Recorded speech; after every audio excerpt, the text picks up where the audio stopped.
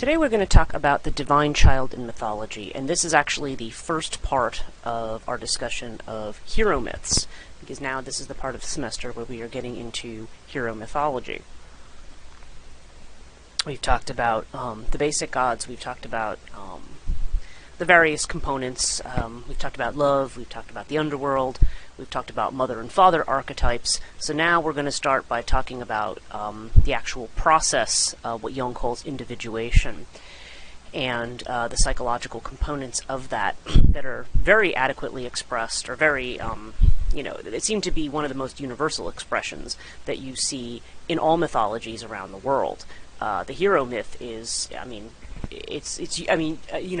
much as people don't like to talk about universalism in mythology, that mythology is universal, and it's probably a very critical piece of this theory of journey.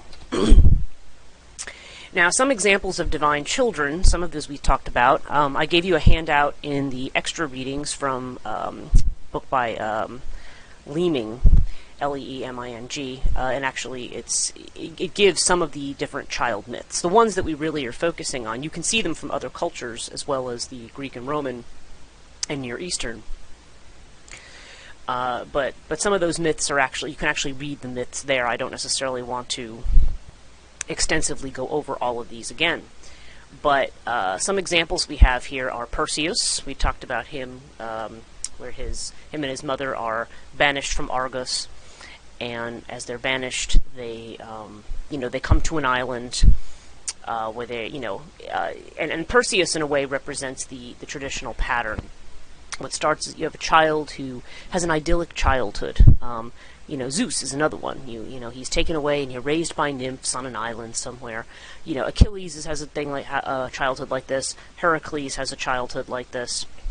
The great heroes typically start out with this pastoral, idyllic kind of life.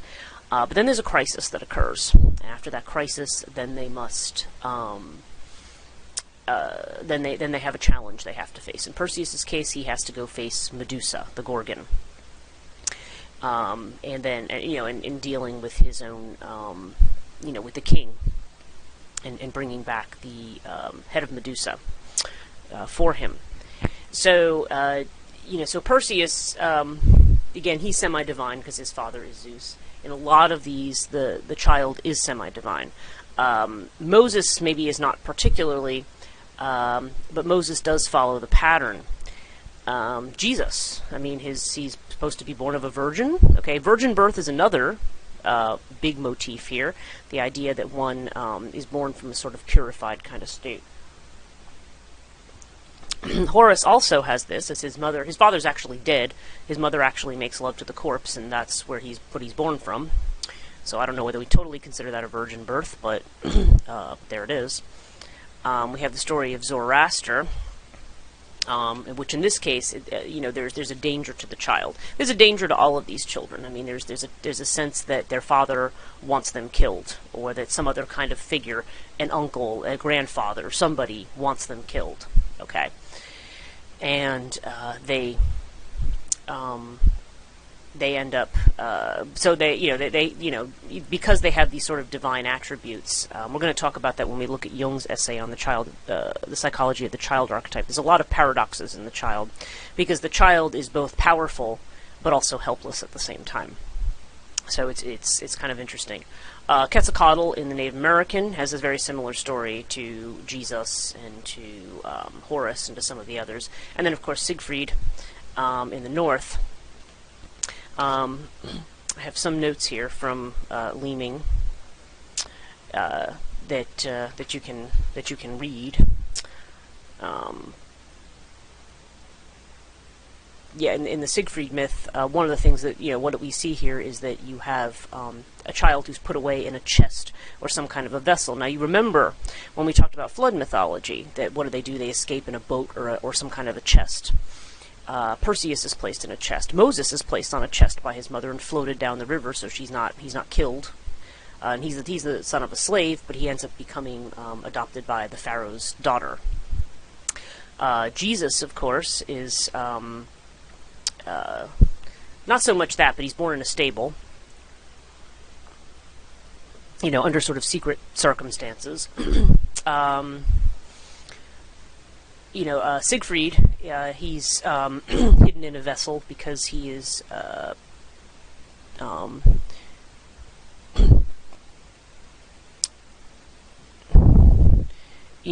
this is, well, just to read a little bit from the Siegfried myth. King Sigmund of Tarlungalen, on his return from an exhibition, banished his wife Sisebe, the daughter of King Nidung of Hispania, who had been accused by Count Hartwin, who advances she had spurned, of having illicit relations with a menial. King's counselor advised him to mutilate the innocent queen instead of killing her, and Hartwin is ordered to cut out her tongue in the forest, and so to bring the king as a pledge. His companion, Count Hermann, opposes the execution of the cruel command and proposes to present the tongue of a dog to the king. While the two men are engaged in a violent quarrel, Sisebe gives birth to a remarkably beautiful boy. She takes a glass vessel, and after having wrapped the boy in linens, places him in the glass vessel, which she carefully closed again and placed beside her. Count Hartwin was conquered in the fight, and in falling kicked the glass vessel so that it fell into the river. When the queen saw this, she swooned, died soon thereafter. Hermann went home, told the king everything, and was banished from the country. The glass vessel meantime drifted downstream to the sea, and it was not long before the tide turned. It floated onto a rocky cliff. Okay. The boy was heard wailing by a doe, which seized him with her lips and carried him to her litter. So that's the other thing. Animals might also take care of this divine child. Again, it's pastoral, it's idyllic, it's back to nature. You see this. Now, I think I have something in here on Zoroaster as well. Let's see what I have here. I brought up the correct pages. I did not print Zoroaster. I thought I did. Maybe I did. Let me see. Yeah, I have it. Zoroaster's mother, Dugda, dreams in the 6th month of her pregnancy that wicked and good spirits are fighting for the embryonic Zoroaster. Now, Zoroastrianism, of course, is the first religion we have in the West that dichotomizes good and evil. Supposedly, good gods are fighting against evil gods. A monster tears the future Zoroaster from the mother's womb, but a light god fights the monster with his horn of light, re-encloses the embryo in his mother's womb, blows up Dugda, and she becomes pregnant again. So she has this dream, and that's when they decide the child's of great importance.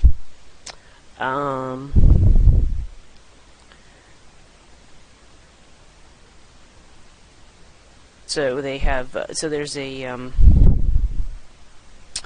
Just reading down a little bit from line 15 on Zoroaster. The magicians announce the birth of the child as a portent of disaster to the prince of the realm, Doransaron, who betakes himself without delay to the dwelling of Ponshepa in order to stab the child, but his hand falls paralyzed and he must leave with his errand undone. This was the second miracle. So all the miracles surrounding his birth. Soon after, the wicked demons steal the child from others and carry him into the desert to kill him, but Dugda finds the unharmed child calmly sleeping. This is the third miracle. Later on, Zoroaster was to be trampled upon in a narrow passageway by a herd of oxen by command of the king. Okay, there you go. You've got the king who's trying to destroy the hero. But in the largest part of the cattle took the child between his feet and preserved it from harm. This was the fourth miracle. The fifth is merely a repetition of the preceding. What the cattle refused to do was to be accomplished by horses. But again, the child was protected by a horse from the hoofs of the other horses. Duransan therefore had the cubs in a wolf's den killed during the absence of the old wolves, and Zoroaster was laid down in their place. But the god closed the jaws of the furious wolves so that they could not harm the child. 2 divine cows arrived instead and presented their udders to the child, giving it to drink. This was the 6th miracle. So again, we have Zoroaster as being involved in, again, being taken care of by animals in this kind of setting. So you see there's sort of a commonality here. We have I have some photos here that I want to show you. This is of Horus and Isis, okay, the goddess Isis and the Egyptian offering her breast to her son Horus. This is actually the model for the Jesus and Mary statues that you tend to see. Is that she is, this idea of the mother and child, or the Madonna and child. Here's Perseus and Danae. They're being placed into a chest. As you can see, it's literally a chest that's going to be floated away in the sea. Here's Moses. Now, this is not the most... Moses is looking awfully white for a Semitic man. That's another problem that I sort of have with a lot of these... interestingly, the way... there's the way a lot of imagery from Christianity, Judaism, comes to us as being sort of lily white. and in a way that the conquering culture of Europe imposes itself on the deities. These were all dark-skinned. If not black people, they were actually just darker skinned. But there's a sense of trying to make them this white, and the psychology of black and white is very interesting,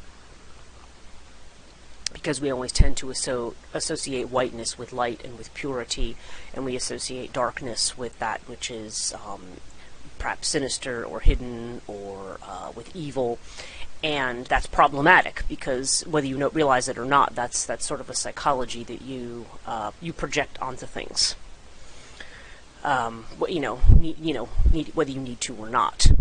There was a whole study done by a doctor who was very concerned about how many patients, psychiatrist, about how many patients were coming in who were women of either Spanish descent or African descent, who were just, felt that they were somehow filthy or impure because they were not white. And he said, this is very troubling. So that had made him actually go into this whole study of the associations with black and white.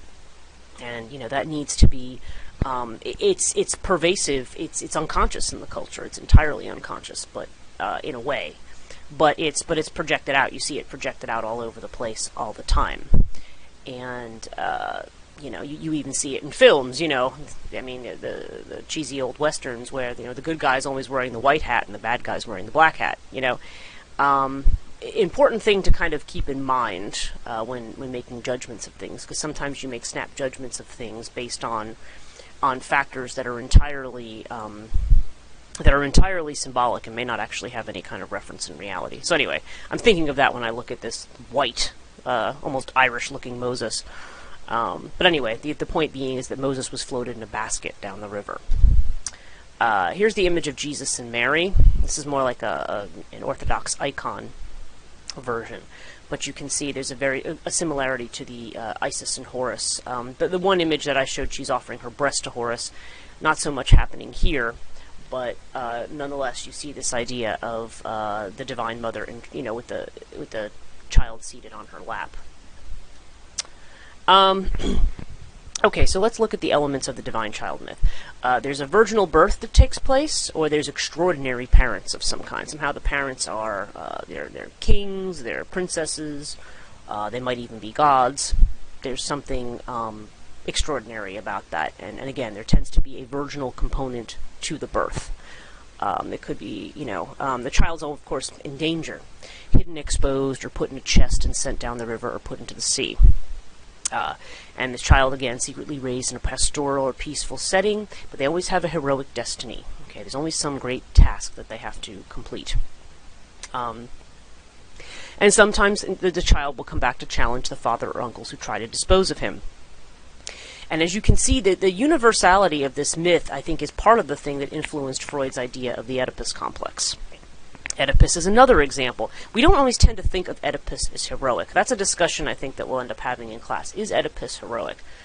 Certainly his origins are heroic. There's a prophecy that he will kill his father and marry his mother. So he's got his ankles are pinned and he's put out to a field. A shepherd takes pity on him, takes the pins out of his feet, and brings him to the king and queen of Corinth. And he thinks that he's their child.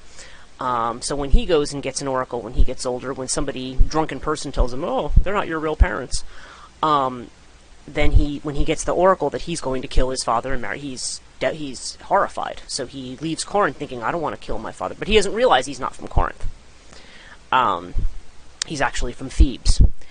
And his father, and he does kill his father on the way. He has no idea. It was like a case of road rage. They're driving his chariot, and he's a prince, and somebody else cuts him off or tries to push him off the road. So he gets out and he kills the guy in his chariot. Turns out he doesn't know this. The guy's his father, King Laius.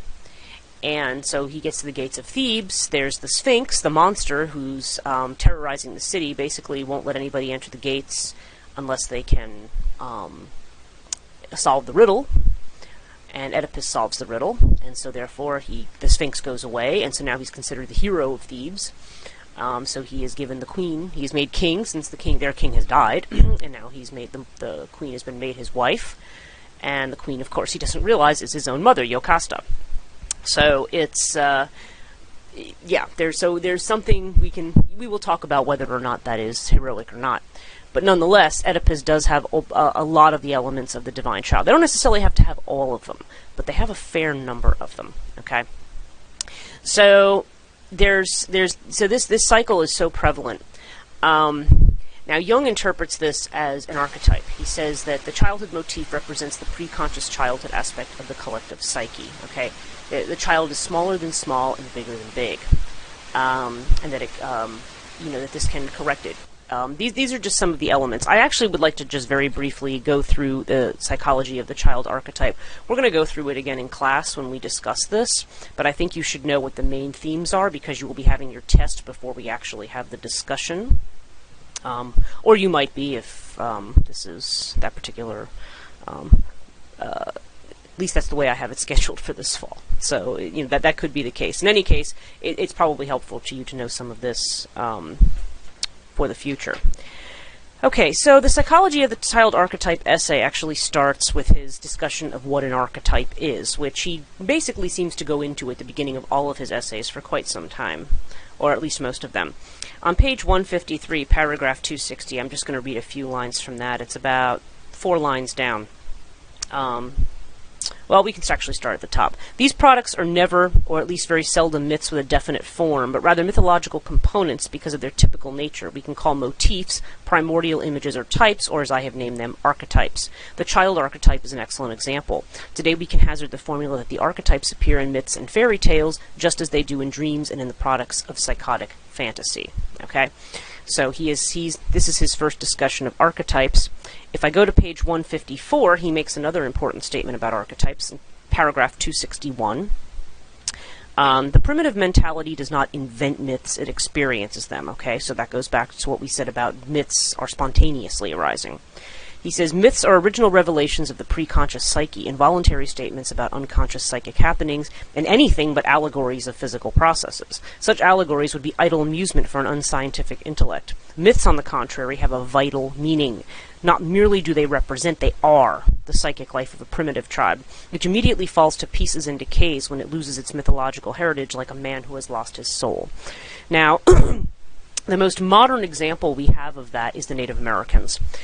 The Native Americans in the 1800s, as the U.S. government was trying to drive them farther and farther away as they were expanding, one of the things that they did, certainly in the middle of the country, the tribes were, their mythology centered around the buffalo. Their myths centered around the buffalo, and their actual life centered around the buffalo, okay, and their reverence for it. And what they did was they slaughtered all the buffalo. So their central mythological image was just gone. Their way of life was just gone. And what happened to a lot of those Native Americans is they became alcoholics.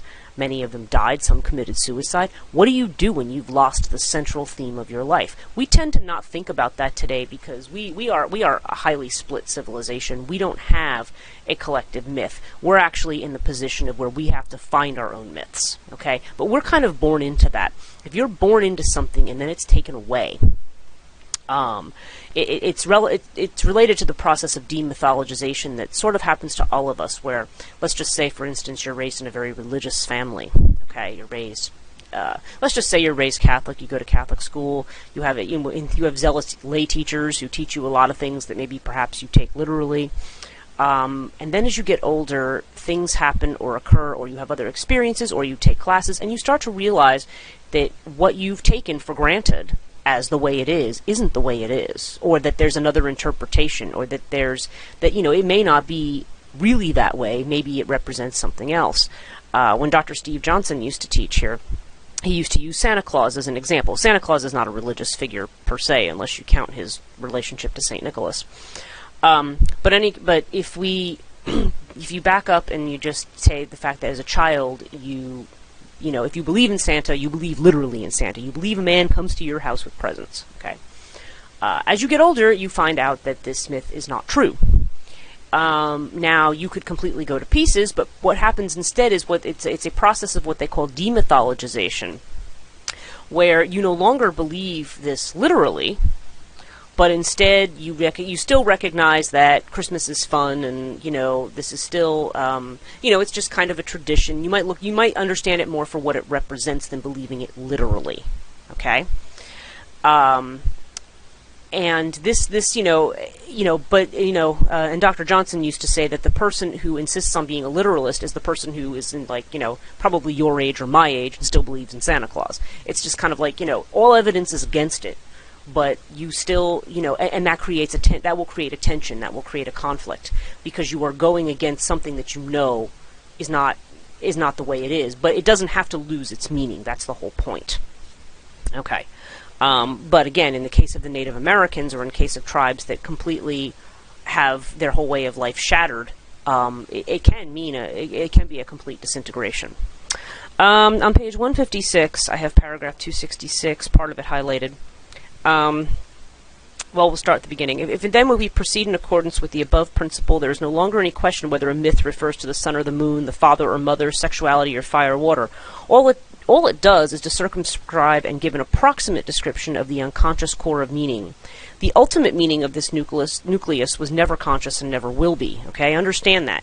The meaning, you're never going to really know the meaning. Okay, it was and still is only interpreted, and every interpretation that comes anywhere near the hidden sense, or from the point of view of scientific intellect, nonsense, which comes to the same thing, has always, right from the beginning, laid claim not only to absolute truth and validity, but to instant reverence and religious devotion. Archetypes were, and still are, living psychic forces that demand to be taken seriously, and they have a strange way of making sure of their effect.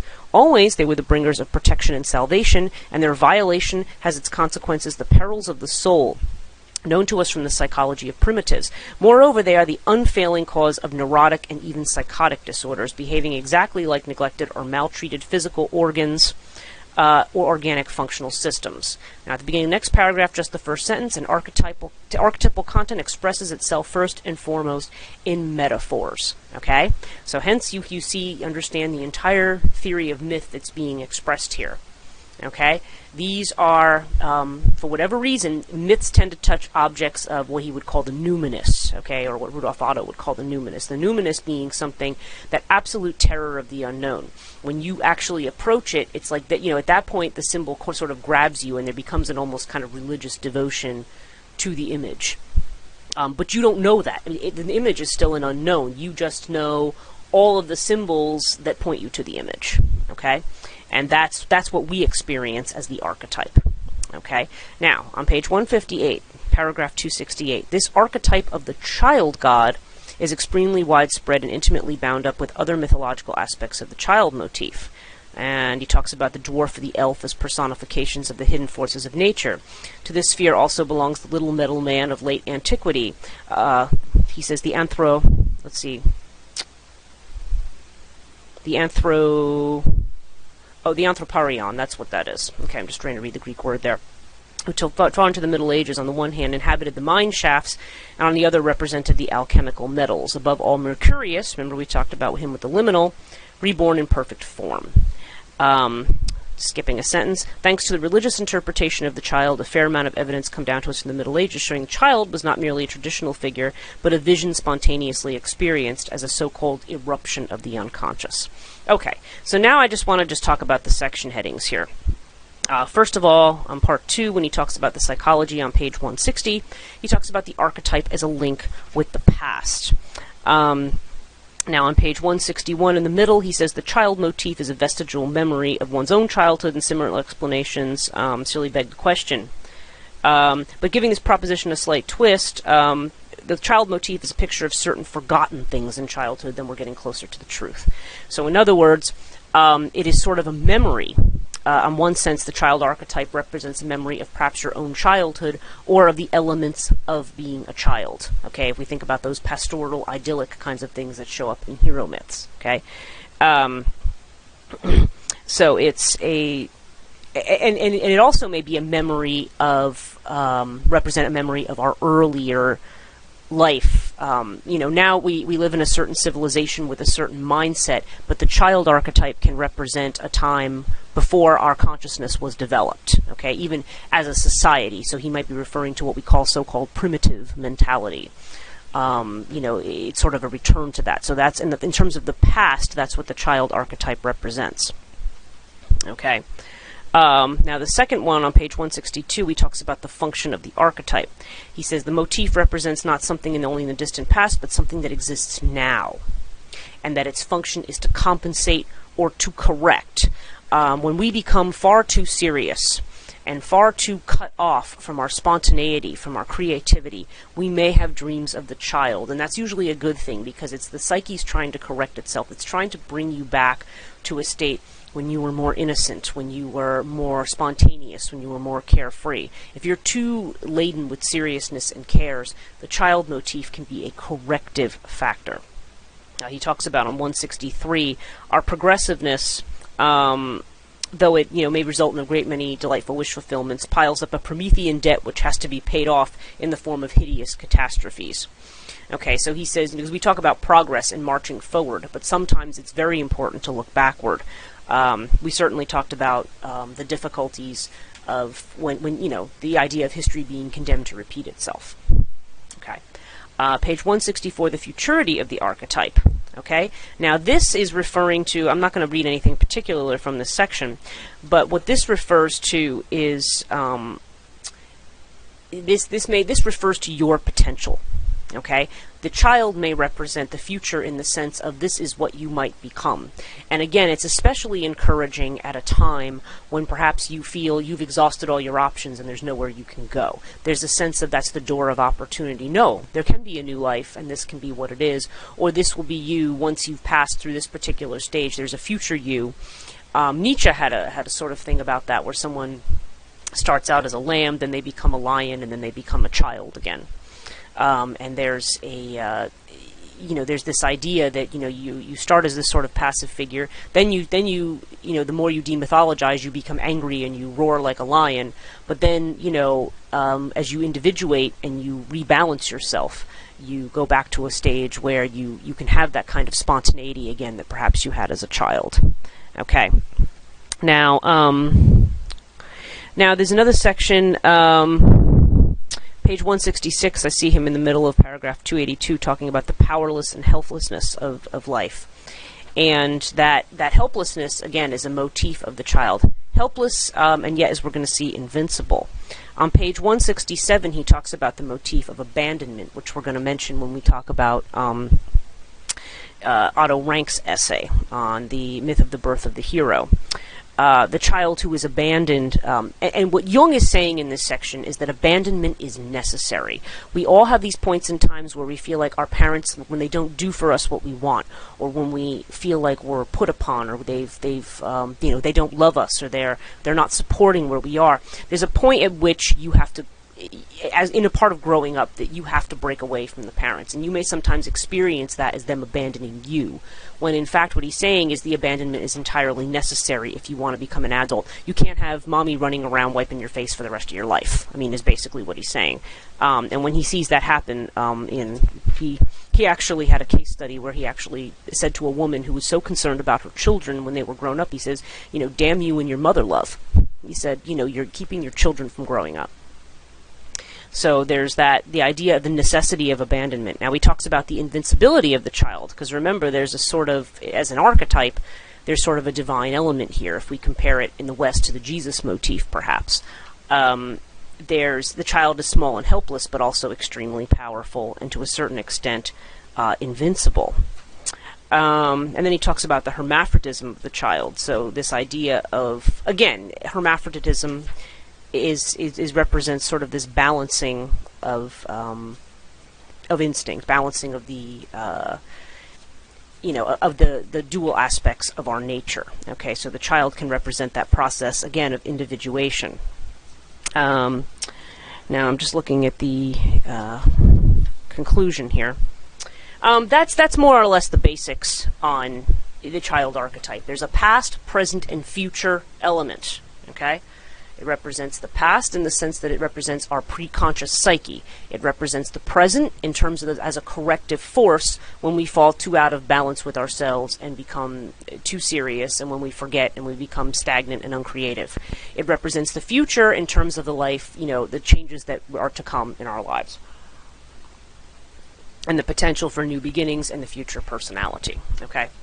Now, if we move to Otto Rank. Again, his view of the myth is Freudian. It's very important that you actually read his interpretation of myths. I know that some of you don't always want to read the extra readings. You kind of ignore it. You figure I'm going to explain it. It's really important that you read this one, especially if you're doing any of these essays on the Divine Child. But in particular, this is something that I intend to include pretty heavily on the test. He's basically, what he's saying is the divine child hero myth comes from an unconscious childhood fantasy. Okay, that the idea that, again, if we go back to the notion that one's parents are special, as children we tend to think of our parents as sort of having superpowers. You know, because when you don't know anything, you look at them and go, "Wow, mom and dad know everything." You know, there's this sort of thing. But the first time you start to get a sense that may not be the case, that mom and dad might have some flaws. Okay, you start to come in conflict with that supernatural image. And what Rank is suggesting is his variation on the Oedipal myth is that you come in conflict with that supernatural image, and so that the child says, well, then you're not my real parents. My real parents are something special. And then sort of inflating his own destiny. And that he's actually a victim of the ordinary parents, but now he must go out to find his real parents. Okay, Rank also talks about the theme of abandonment. Let me see if I can find some things in here.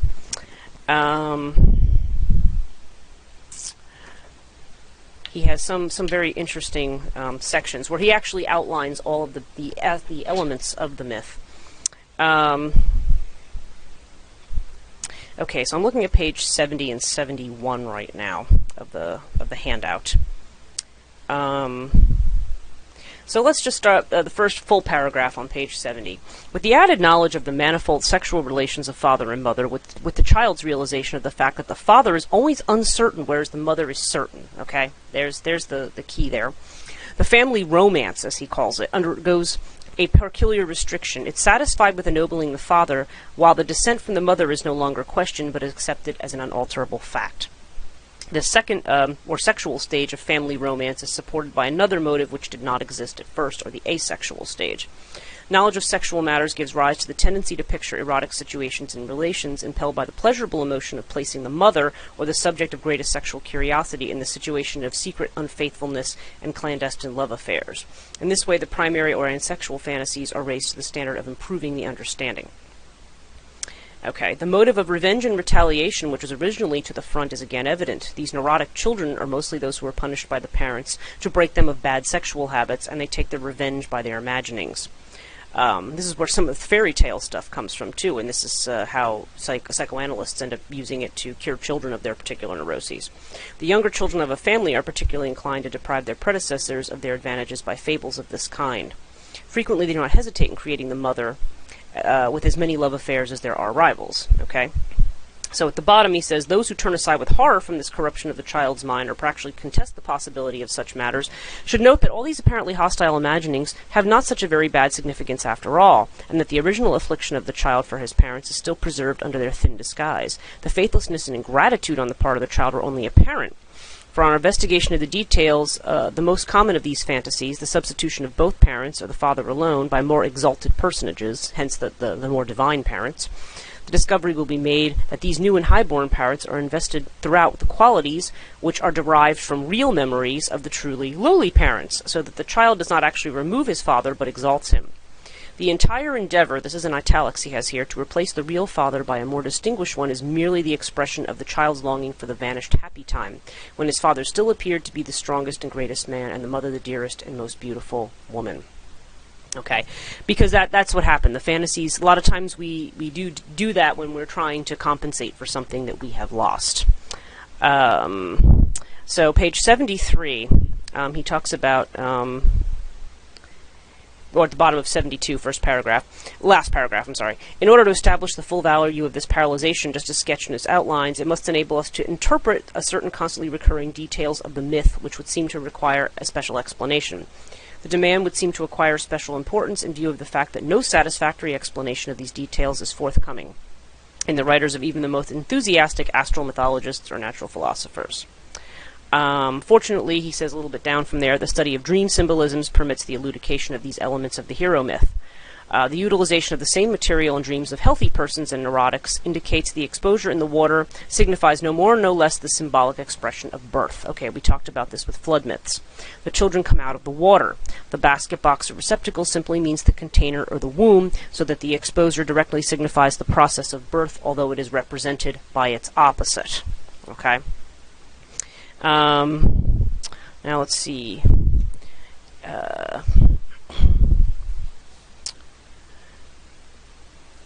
So, just to, we'll probably look over some of this some more when we actually have a discussion on this. I think I'd like to go, but I think, again, you have the basic idea from Rank about what the motif is of, you're kind of seeing his point of view on the divine hero. There's the child comes into conflict, and again, the child may feel abandoned or put off, but Rank interprets it in terms of the Oedipus complex. He's trying to get a replacement for the father, but really what it is, it's a wish to go back to that original state when he thought his parents knew everything. And to a certain extent, we all kind of do that, especially people who gravitate very heavily and devotedly to certain religious systems. And Freud did talk about this, and he wasn't entirely right about everything as far as most scholars were concerned, but it is true that there's an element of when you cling to something very ferociously, even in the face of contrary evidence or life experience. The reason, for example, that the more you modernize, the more fundamentalism in all religions can arise, is because people are looking for a very definite structure. Because the alternative is to face the unknown. The alternative is to stand there and say, I'm not sure about any of this.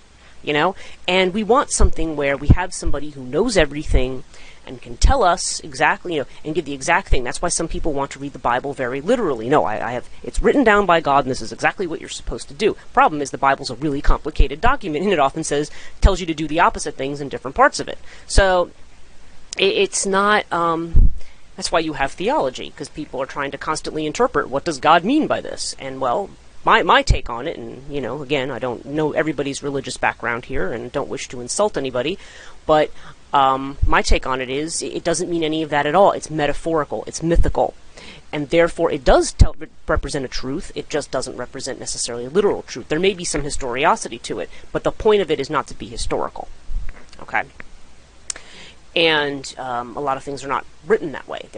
They may have a grain of history, but they're also interpreting the beliefs of the culture. And that is how I see the Bible. And I see it as, yes, it does have some moral code and some lessons and some laws, but they have to be put in a proper context. And it's not simple and straightforward at all. Even Martin Luther, when he says, the Bible's the clear authority, and people should just be able to read the Bible for themselves. So when he translates the Bible for the first time, what does he have? He has like 30 pages of explanation before the person goes into it. I'm thinking, well, geez, Martin, if it's that simple, you don't need to explain it to people. They should be able to read it, and it should be evident. Okay? But it's not. And that's why people tend to pick and choose different pieces of it, but then there are other pieces which will probably contradict what they're saying. So, in any case, the whole point being, people like certainty. You like to know. I mean, this is why people, on another tack, are still interested in fortune telling. People want to know the future. I want to know the outcome of my decision. I want to make a good decision. I don't want to be at the crossroads and end up going down the wrong road. Okay? Very important part of human nature. So what this is, it's more of an anger at the parents, like, why can't you just know everything and be, you can't go on. If you try to maintain that, you're maintaining a delusion, okay? Because your parents just aren't perfect. It's just the way it is. I mean, they're humans. They don't know everything. They have just as many limitations as you do. But the thing is, there's a longing for that. There's a longing for certainty, and that's where some of this comes out of. Okay, that's what I have on the child archetype in terms of lecture. This should be sufficient for you to take the test. I may go over some things or give you a review that I'll post beforehand. This should be enough, but there will be a continued discussion of the divine child archetype. Regardless of when the test takes place, we're still going to have that. And so we will talk further about both Carl Jung and Otto Rank. So do make sure that before the test and before the discussion that you've actually read both of those.